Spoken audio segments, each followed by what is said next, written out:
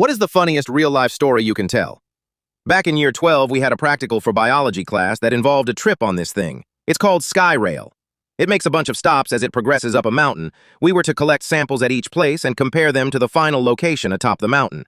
The final location was a 20 to 30-minute walk from the top of the Skyrail through a town.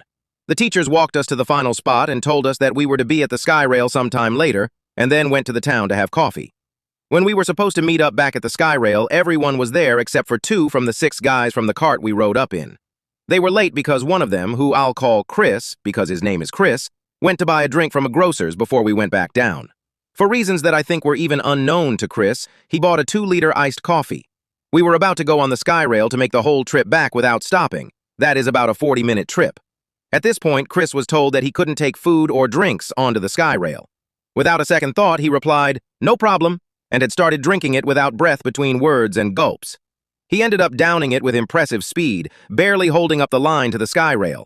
He finished the last drop as he set foot onto the little cart, which boards in a ski lift manner, constantly rotates without stop. Immediately as the cart frees itself from the guide rail, it starts to sway. As soon as the cart sways, as quietly as a man on his deathbed, Chris states with obvious fear, "I shouldn't have drank that milk." In unison, the other 5 of us in the what seemed to be getting smaller cart replied, "You're fucked."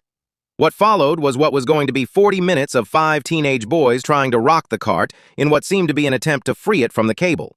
What happened was about 15 minutes of rocking, in which a teary-eyed Chris nearly found his lunch thrice before releasing the all-the-rage of Hades in the form of stomach bile, consequently testing the optimistically named drainage system of the tiny sky cart.